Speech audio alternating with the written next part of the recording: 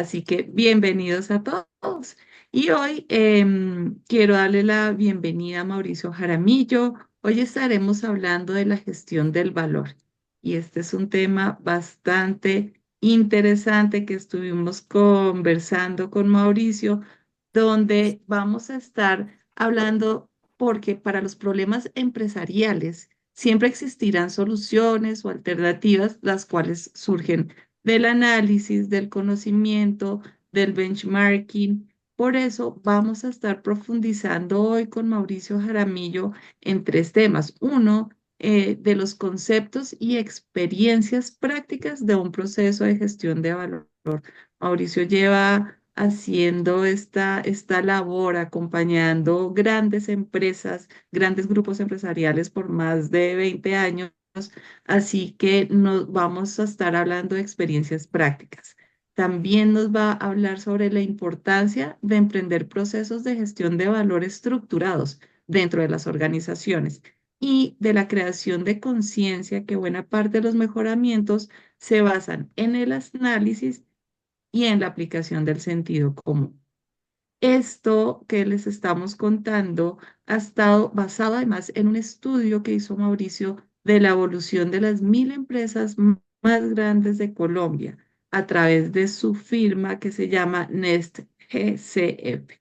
Así que les voy a contar sobre Mauricio un poco más. Mauricio es administrador de empresas, tiene una especialización en finanzas, ambas programas de la Universidad de los Andes, más de 30 años de experiencia profesional como socio consultor de Nest GCF.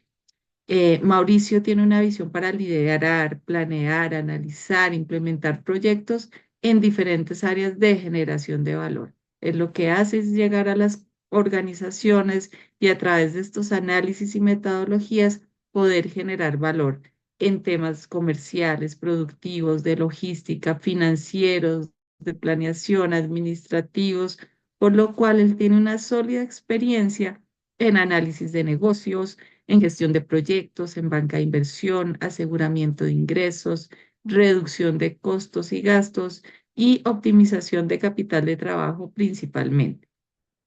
Ha trabajado con algunas de las principales empresas del país, como les decía, y ha dirigido cerca de 100 proyectos de mejoramiento de empresas y de banca de inversión. Tiene una amplia experiencia de trabajo con equipos directivos, con juntas directivas y adicionalmente Mauricio tiene experiencia docente a nivel de posgrado, tanto en los Andes como en el CESA. Así que es un gusto, Mauricio, tenerte esta mañana con los miembros del Foro de Presidentes para que hablemos de gestión de valor. Muchas gracias, Mauricio. Gracias a ti, Marcela. Buenos días a todos. Eh, Buenos días, Mauricio. Hola, Carlos. Eh, Arranco. Iniciemos. Sí, señora. ¿Están viendo bien mi pantalla? Sí. Te estamos viendo a ti, todavía no nos has compartido. Ok.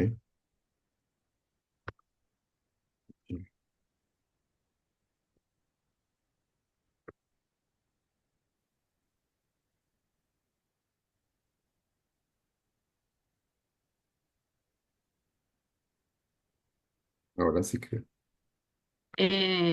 Pero no está en modo presentación. Ahora sí. Ok. Buenos días, ahora sí. Vamos a tratar de hacer en los siguientes 45 minutos esta presentación y los últimos 15 haríamos preguntas y respuestas, si las puedo contestar todas. Inicialmente, este es como el índice de la charla. Vamos a hablar del contexto, objetivos y alcance de un programa de gestión de valor, metodología, casos de éxito y preguntas y respuestas. Para situarnos en el contexto, lo dijo Marcela, pues esta es una información que tiene 2 o 3 meses, que es la evolución de las 1000 empresas más grandes de Colombia. En la evolución, digamos, ese es un informe que hace la Superintendencia de Sociedades y tiene las 1000 compañías más grandes de Colombia de diferentes fuentes y las compara año 2023 con año 2022. En grandes cifras, bueno, se miran los sectores agropecuario, comercio, construcción, manufactura, minero y servicios y un total general. Aquí pues hay una que no tenía datos, sale 999 como cosas importantes. Digamos que los ingresos operativos de estas compañías crecieron un 3,8%. Pues los sectores son disímiles, por ejemplo, ustedes miran el minero, es el numeral 3. En el sector minero se disminuyó un 13,6% y el total general está en 3,8%. ¿Eso qué significa? Que el año pasado las compañías en términos reales, por lo menos las mismas grandes, disminuyeron un 5,5%. En el número 4, que es el crecimiento de las ganancias entre 2022 y 2023, esto ya es un poco más grave y es las ganancias de las compañías disminuyeron en 24,1%, siendo, digamos, un poco una disminución en el minero del 44,1%, en el de comercio 43,9% y en el agropecuario menos 37,8%.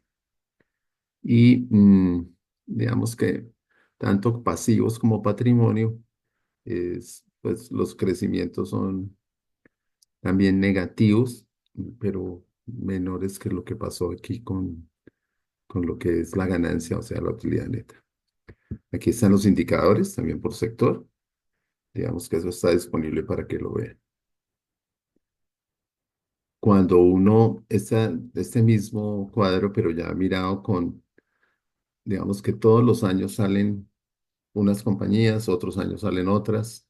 En algunos años, en ese mismo informe, se omiten algunas compañías que habían salido el año anterior. eh, pero cuando uno compara las 722 que coinciden en los 4 años, ya digamos que el decrecimiento de las ganancias sí es 28,1. El crecimiento en ingresos operacionales es 1,6, o sea, ya en términos reales nos acercaríamos al 7% en decrecimiento y ahí tenemos lo de pasivos y patrimonio. Si uno ya mirara esta evolución en algunos ejemplos por sectores, aquí tenemos, digamos, el comercio al por menor en establecimientos especializados, donde están las grandes cadenas. eh, Encontramos, digamos, aquí mm, en un número específico de compañías, encontramos que en ese sector la ganancia de 2023 fue menos 226.000 millones. La ganancia en el 2022 había sido 237.000 millones. Aquí ya hay, digamos, una disminución importante en las ganancias, mientras, bueno, hay compañías donde uno ve que sí hay crecimiento en ganancias y otras no. Y básicamente hacia allá vamos para poder determinar mediante comparación qué podría yo hacer en mi compañía cuando tenga los datos. Em, Sobre este caso específico voy a trabajar en un diagnóstico. Aquí un ejemplo, sector de la construcción. Digamos que los ingresos operativos pasaron de 8.507 de 8.507.000, perdón, a 10.181.000, con un crecimiento del 19,7. Eh, pues para lo que tiene uno en la cabeza, pensaríamos que el año pasado el sector construcción iba a caer, pero realmente lo que puede haber pasado es que salieron un poco de los inventarios que tenían. Este año puede ser un poco más grave la situación para este sector, eh, porque pues definitivamente con las tasas de interés que había altas, eh, Ha sido uno de los sectores que más ha perdido en los últimos 2 o 3 años.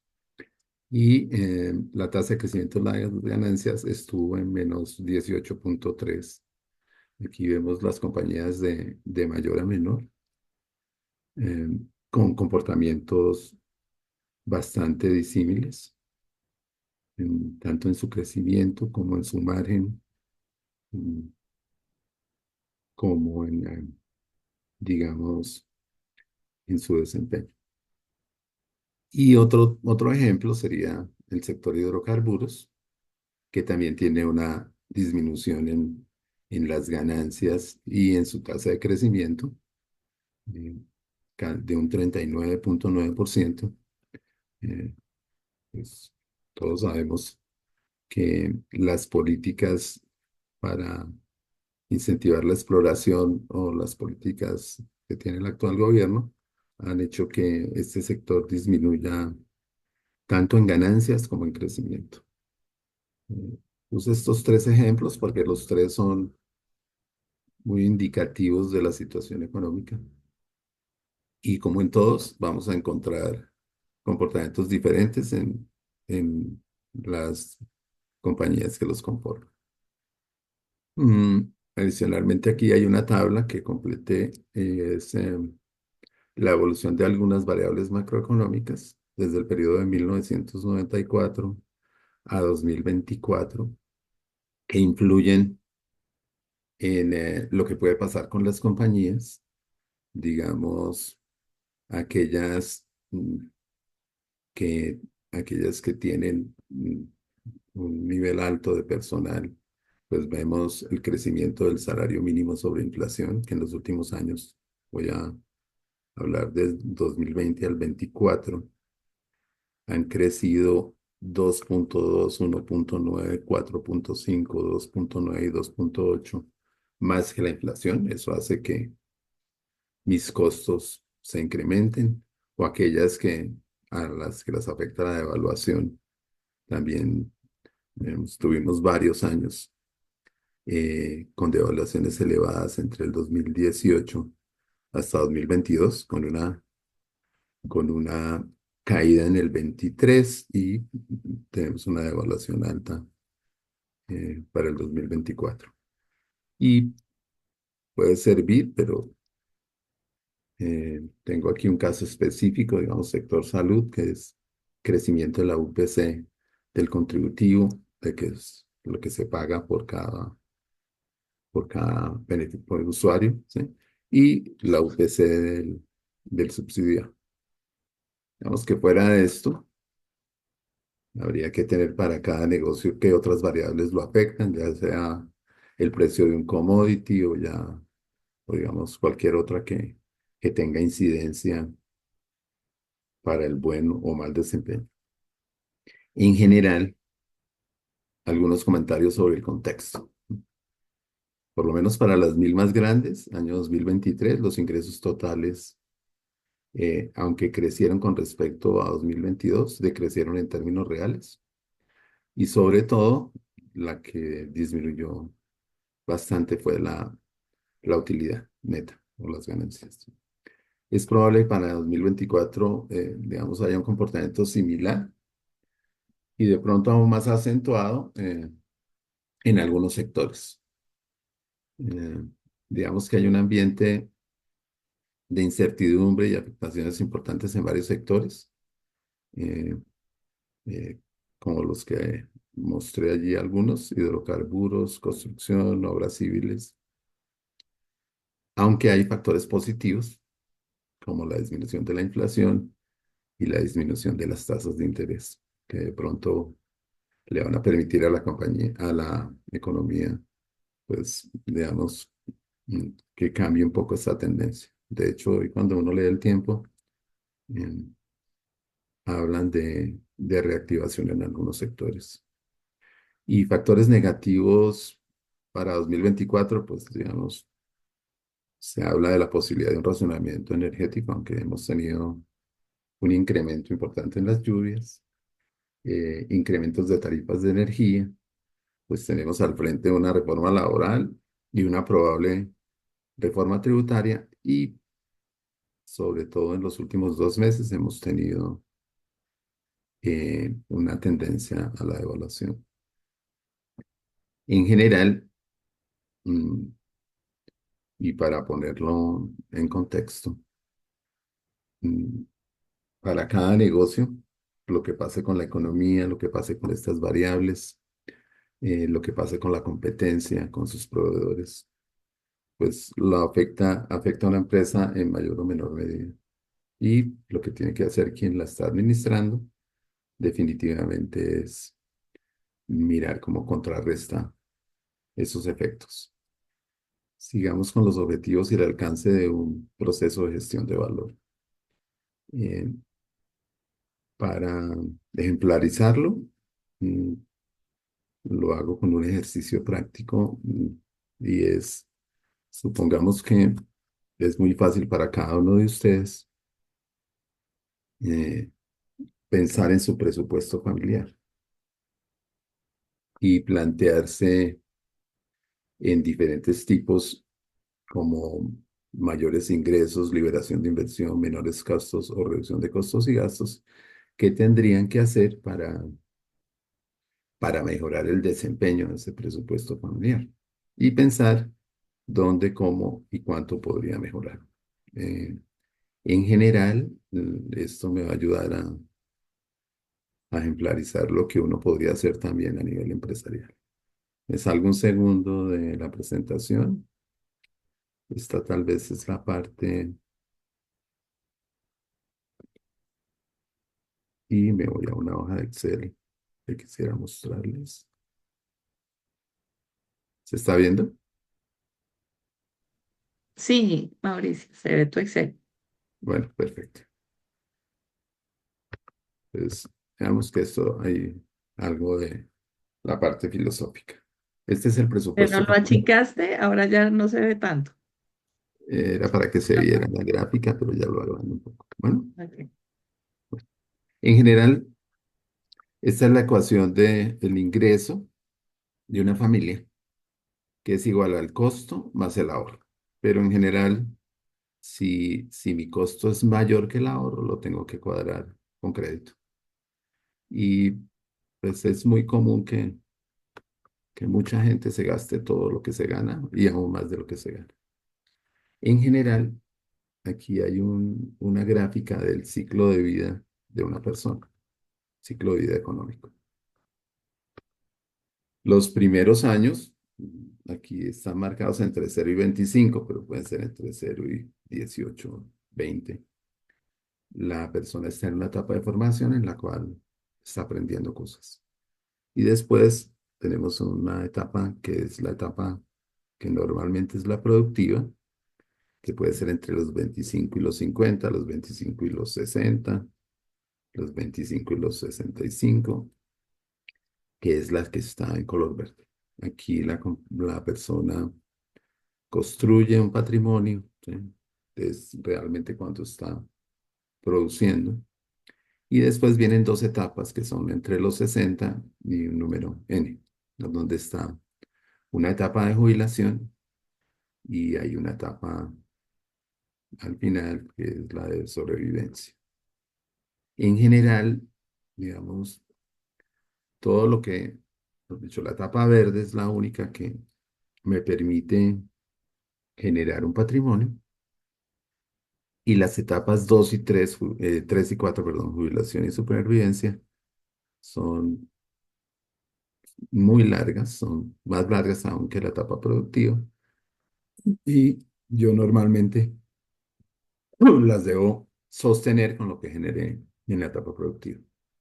Entonces, un poco la razón de optimizar la ejecución del presupuesto familiar tiene que ver con lograr que durante la etapa productiva uno pueda haber generado un ahorro que le permita sostener la etapa de jubilación y de supervivencia. O sea, esa es una de las razones eh, de no ahorrar por ahorrar, sino pensando en el futuro. La mayoría de nosotros tenemos una previsión vía pensión o fondo de pensiones que en general, y eso es muy común verlo, cuando se acaba la etapa productiva, lo que yo generé en pensiones, pues podría ser un tercio o un medio o aún menos de lo que era mi ingreso en la etapa productiva. Mm, Para no ir muy lejos, si ustedes pensaran en diferentes categorías, eh, hay unas categorías de ingresos y hay muchísimas categorías de costos y gastos. Yo tengo aquí discriminadas algunas y cada una de esas categorías tiene algunas acciones específicas en subcategorías. Entonces está servicios públicos, donde está agua, energía, bueno, teléfono, gas. Están celulares, tarjetas de crédito, mercado, alimentación. Y si sigo bajando, solo en esta lista que pretende ser exhaustiva, pero hay 108 subcategorías y 25 categorías. Y obviamente si alguien quiere trabajar en su presupuesto familiar y mejorarlo, pues tiene que tener también una idea de cuál es su presupuesto, cuál es su costo o ingreso real y en cada una de las subcategorías cuánto podría ser el objetivo de ahorro. Un poco la idea aquí es eh, tener la información para poder determinar cuáles podrían ser las estrategias en que... Y lo segundo, pues obviamente es lo primero que debiera hacerse, es generar una meta que en este caso del ejemplo tengo un ingreso, un costo por encima del ingreso y me está faltando todos los meses. Si ya me voy un poco a una categoría, pero la amplío más, supongamos esta es la de gasto de mercado, aquí coloqué 20 estrategias dentro del gasto de mercado para reducirlo. Y esas estrategias siempre se van a mover en tres tipos. El tipo que se llama contratación y es cómo compro ese o cómo ejecuto ese gasto desde el punto de vista de contratación. Entonces aquí habría una estrategia de cambio de sitio, de aprovechar descuentos, de aprovechar convenios, de días especiales, de acumulación de puntos, ¿no? Aprovechar aniversarios, aprovechar promociones, comparar precios, comparar precios y volúmenes, comprar en empaques especiales. Entonces, habría unas alternativas para contratación. También hay otras alternativas que tienen que ver con la ejecución, que normalmente se manejan con políticas, ¿sí? No comprar todos los días, evitar artículos suntuarios, evitar antojos, comprar marcas propias, mirar fechas de vencimiento, desechar artículos muy costosos. Bueno, esta es una cualquiera, no llevar niños, ¿no? Hacer una lista. Bueno, y una tercera manera sería vía presupuestación, hacer una lista, tener un presupuesto y revisar qué tengo en el inventario antes de ir a comprar. En general, hablábamos de 28 categorías, 108 subcategorías, pero si uno explora un poco más, probablemente va a tener más subcategorías y de pronto algunas categorías. Eh, ¿Eso qué significa? Que realmente, y ahora me devuelvo a la presentación,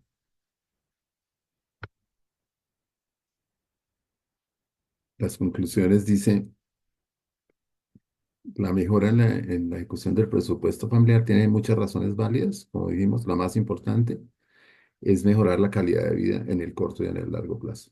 Yo puedo, con el mismo ingreso y con algunas estrategias, o mirando bien el proceso de contratación, ejecución y las políticas, hacer exactamente lo mismo que estoy haciendo con menos recursos.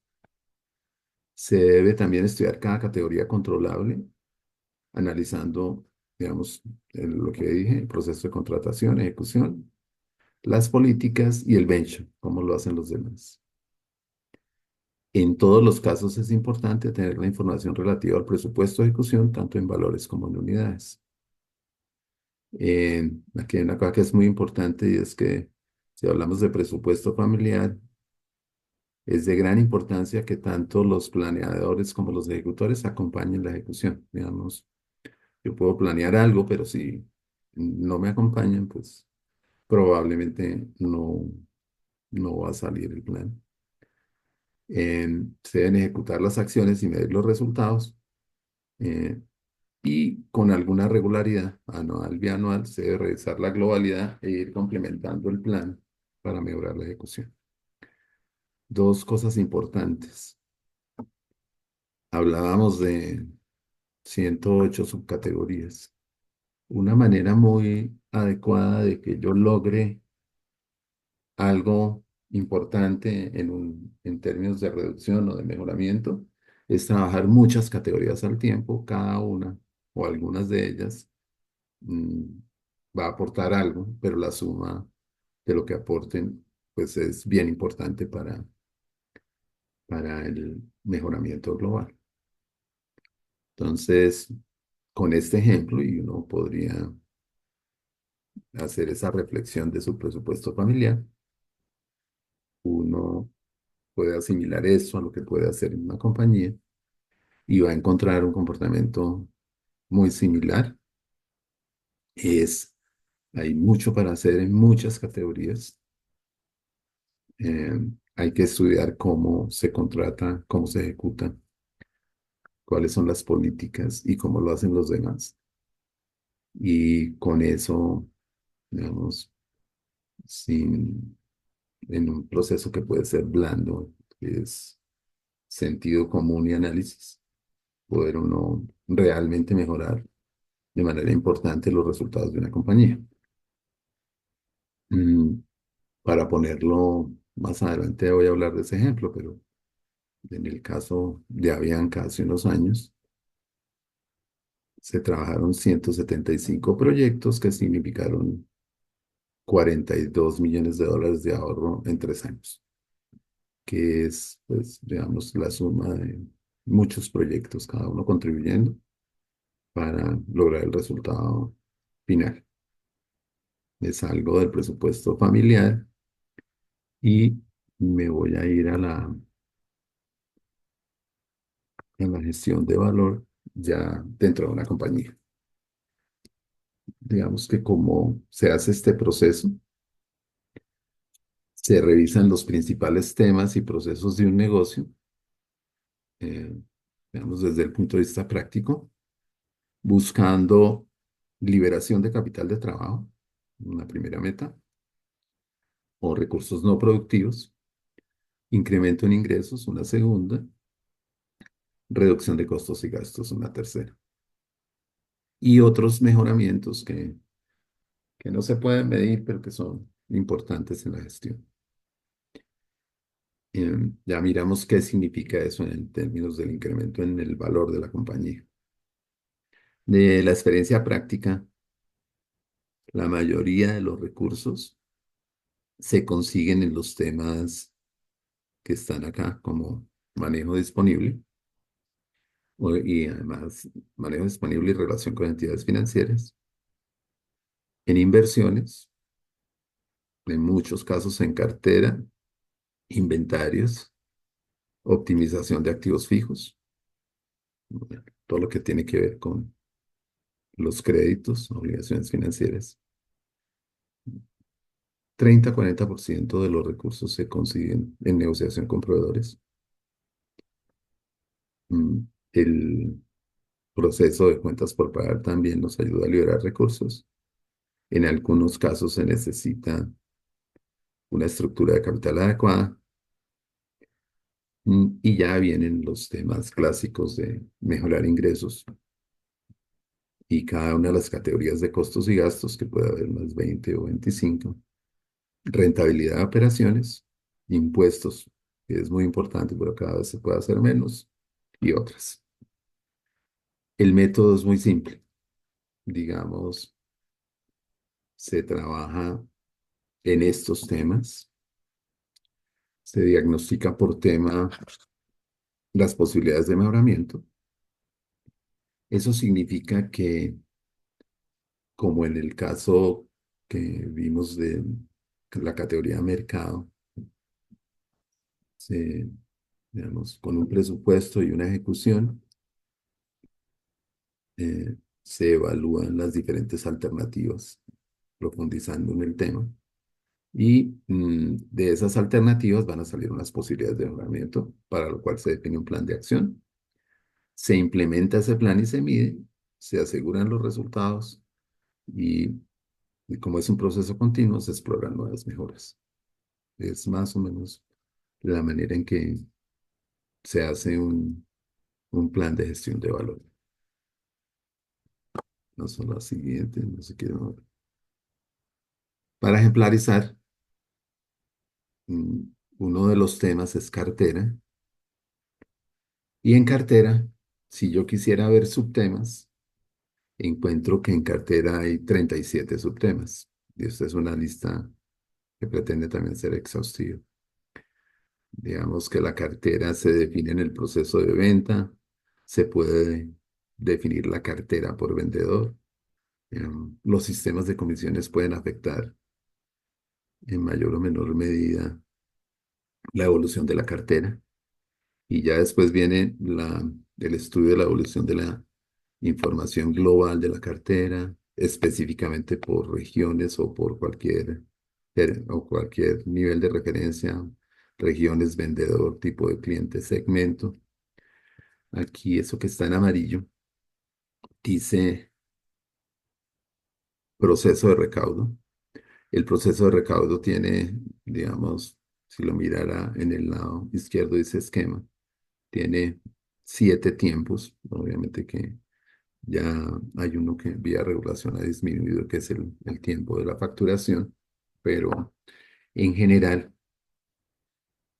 la medición de esos tiempos y el trabajo de la disminución de esos tiempos de carácter interno hace que uno sea capaz de reducir 5 o 10 días la cartera sin tocar el plazo.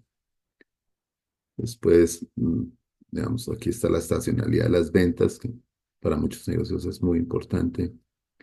La participación de ventas de contado y crédito, los descuentos, devoluciones, sanciones, el proceso de crédito, pues digamos, entre menor sea mi margen, más cuidado tengo que tener.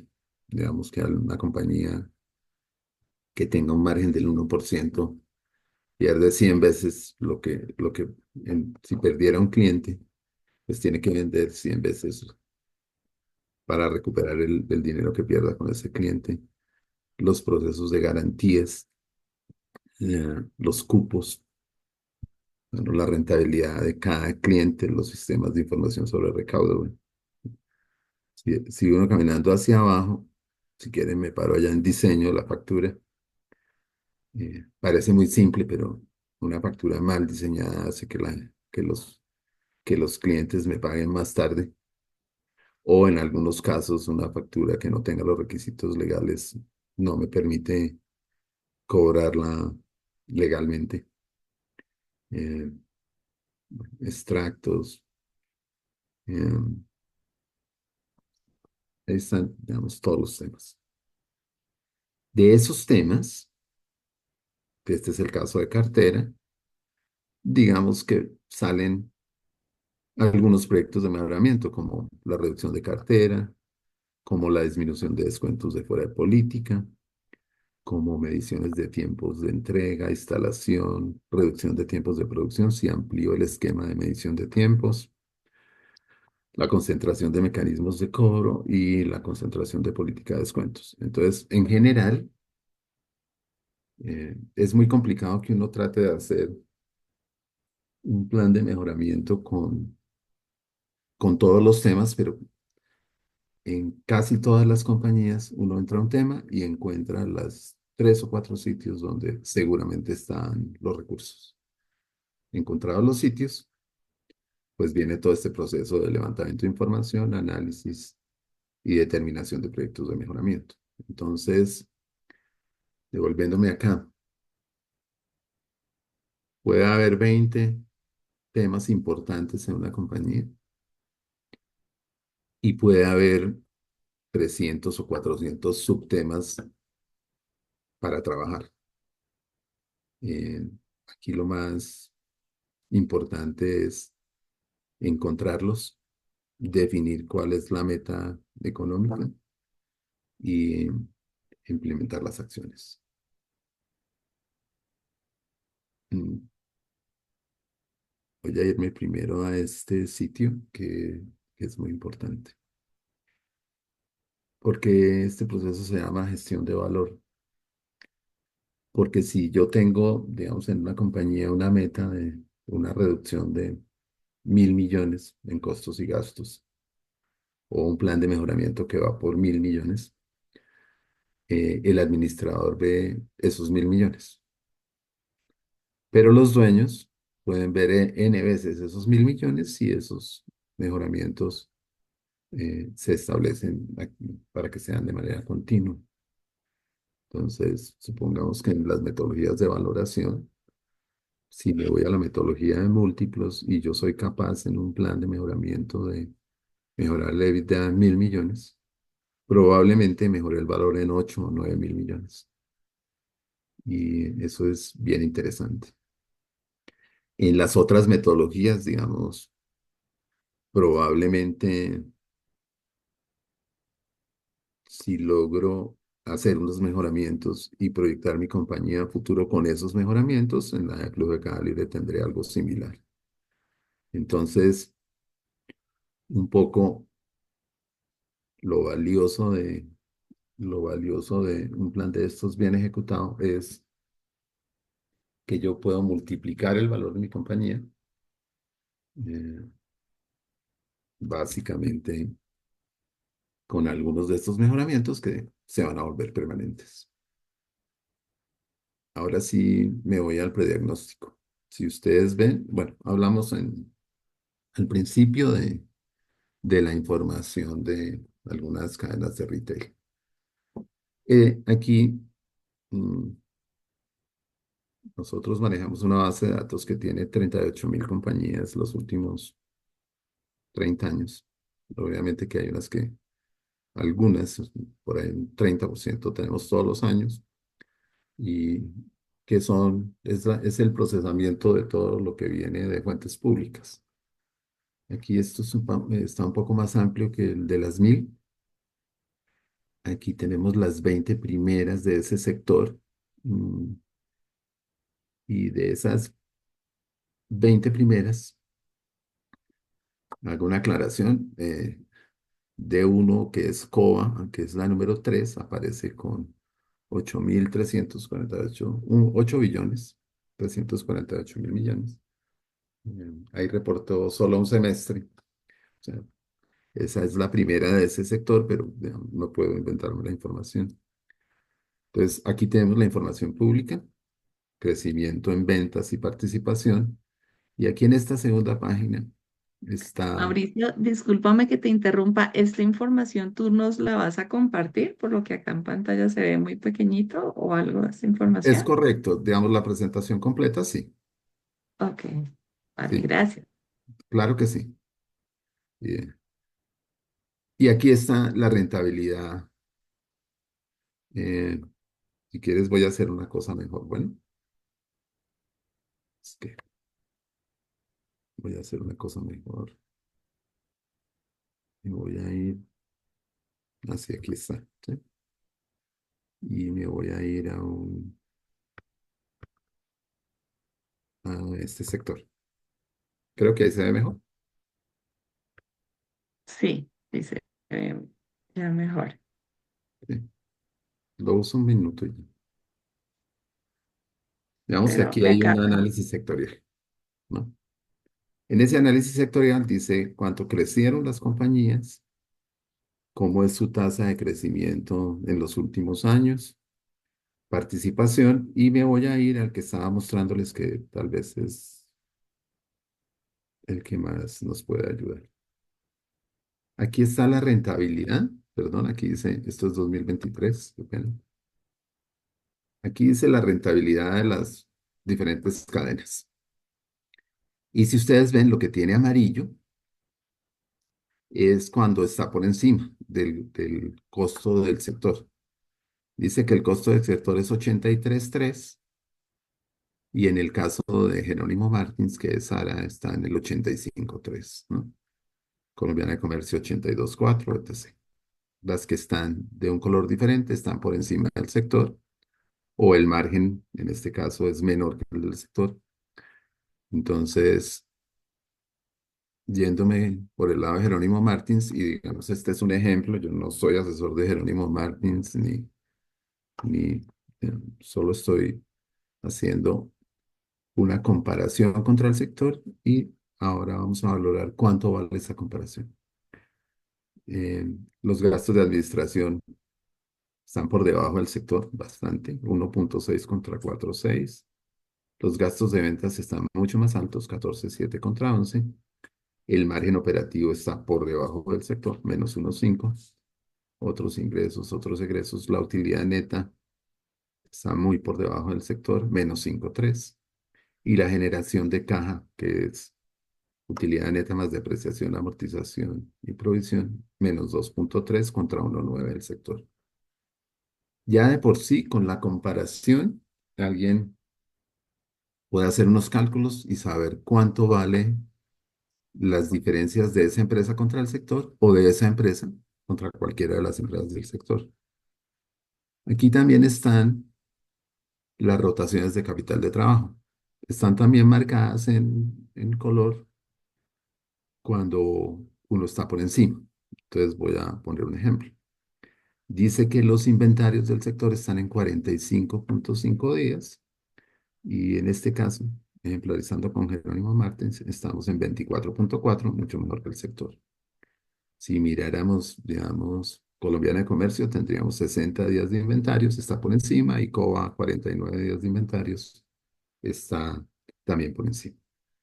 Las cuentas por pagar de esta compañía están en 47 días, el sector está en 77, y si miramos su competencia directa, que sería de uno paga a 113 días.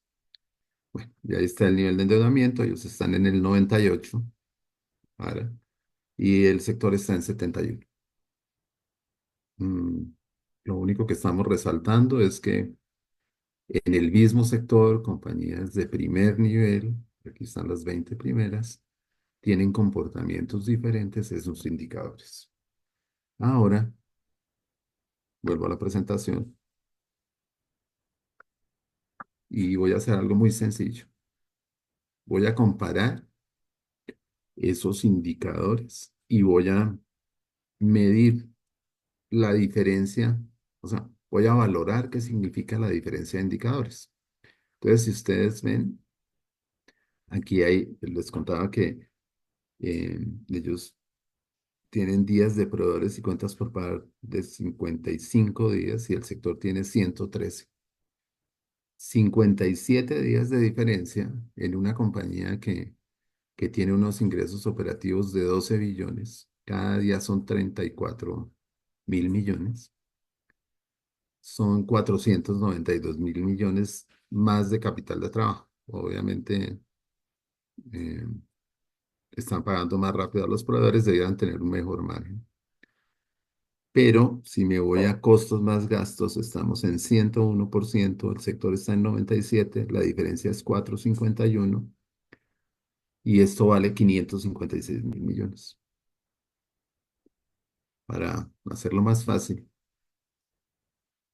si miro la compañía entre 2022 y 2023, la compañía están valorados los comportamientos, costó 73.000 millones más de lo que debiera costar, está en la línea donde está el título de la compañía y está ya eh, en unos títulos en rojo.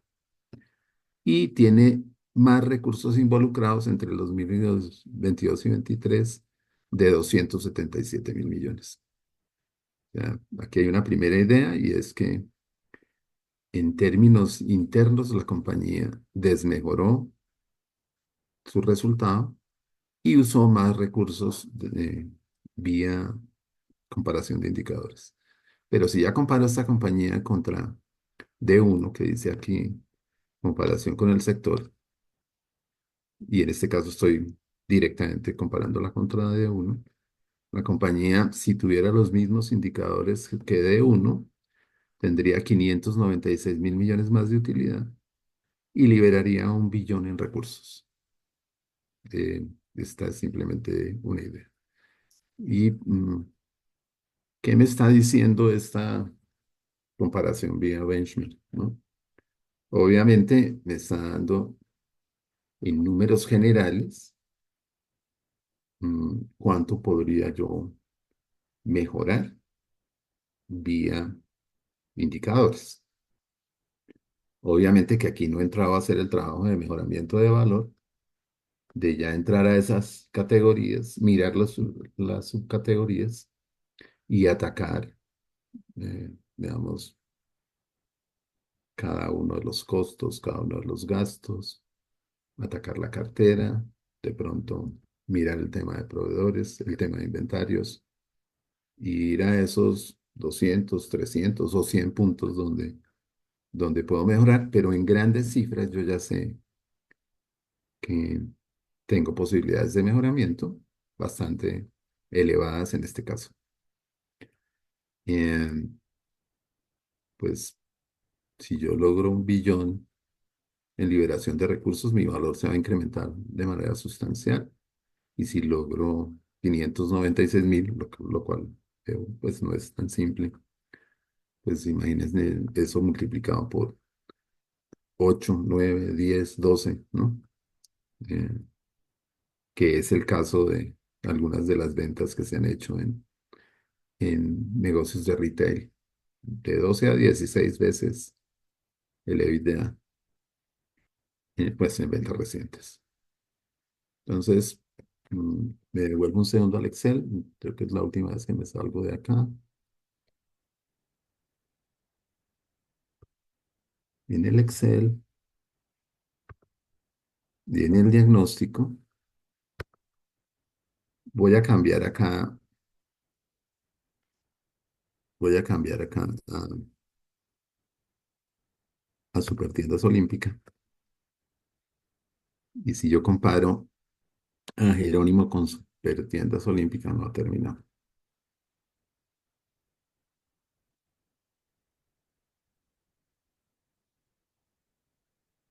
Ya casi. Estoy a 749.000 millones de liberación y 575 de mejoramiento. Y si llenara todo el sector, probablemente me va a dar otro dato. Ah, lo que sí está claro, digamos, en una primera aproximación, es que mi plazo de progreso es considerablemente más bajo que los demás. Estoy bastante mejor en inventarios. Y pues no me metí en ese cuento, pero estoy muy lejos en el valor de las obligaciones financieras sobre los ingresos. Y eso hace que mi compañía hoy tenga cierto desempeño. Y aquí está calificado ese desempeño con probabilidades de quiebra o la posibilidad de que le hagan crédito. Esto que estoy haciendo para esta compañía, pues obviamente se puede hacer para cualquiera. Eh, Mirar la compañía, su competencia, los indicadores y contra eso tener una primera idea del diagnóstico. Eh, es muy poco común encontrar compañías que no tengan cosas para hacer, como muy poco común encontrar presupuestos familiares que no se puedan mejorar. Entonces,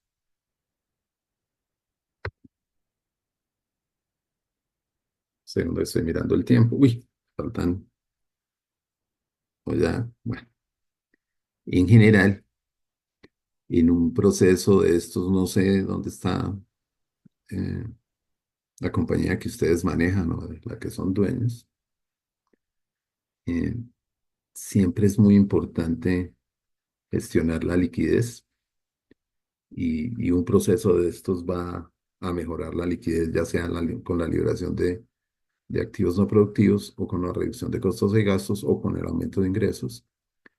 Eh, en algunos casos, estos procesos de mejoramiento pueden terminar en una ley 1116 si no soy capaz hoy de funcionar con lo que tengo y mi negocio está amenazado, o en una reestructuración de la deuda, o en el cierre de algunas unidades de negocio, o en desinvertir, estoy yendo de abajo hacia arriba, o en reducir costos, o empiezo, Amiga, ¿aló? Perdón, sigo, a llegar a, digamos, a estadios más altos donde estoy ya en expansiones globales o en integraciones. Ahí está, digamos, casos de éxito. Mauricio, Señora, aquí ya nos quedan 5 minutos. No sé si te parece si entramos estos últimos 5 minutos perfecto. en preguntas. Si me regalas el último minuto, hablo Vale, de una de estas, ¿no?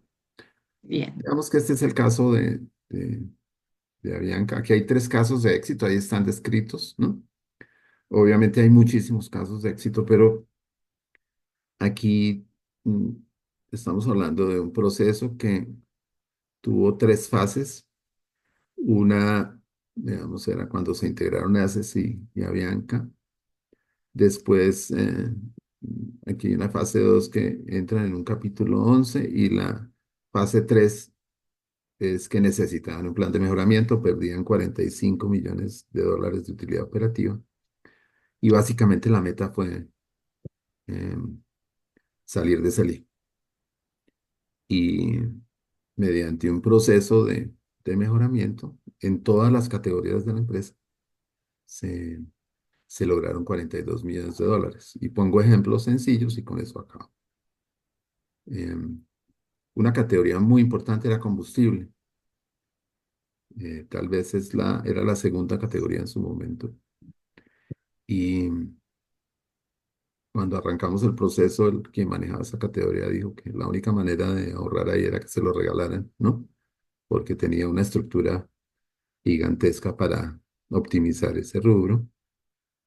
Y después de hacer el trabajo, se encontraron 22 estrategias, la mayoría de ellas de sentido común, para reducir el costo de combustible con unos ahorros gigantescos. Un ejemplo, en todos estos vuelos jet, 4 años cada uno con 1.000 litros en vuelos de 28 minutos, cargando 4 toneladas a $1 por milla náutica, era un proceso de mirar estadísticamente cuánto se consumía de agua y bajar un poco lo que cargaban. Y ese fue un ahorro de 1.800 millones y así sucesivamente. Hay un montón de cosas que se pueden hacer sin necesidad de inversión, aunque en algunos casos es necesario. Bueno, ahí están los casos de éxito. Si quieren ya, conclusiones, digamos, lo más importante es el análisis y la profundización en los temas, con hechos y datos, analizando la contratación, la necesidad estratégica y cómo lo hacen los demás. Es muy importante arrancar con un benchmark para entender que nos dé un poco el camino. Es muy difícil encontrar un sitio en una compañía donde esté toda la plata. Esas huacas ya no existen casi nunca, ¿no? Eh, Normalmente un proceso de estos no requiere mucha inversión y se necesita, digamos, conocimiento, disciplina y un buen seguimiento.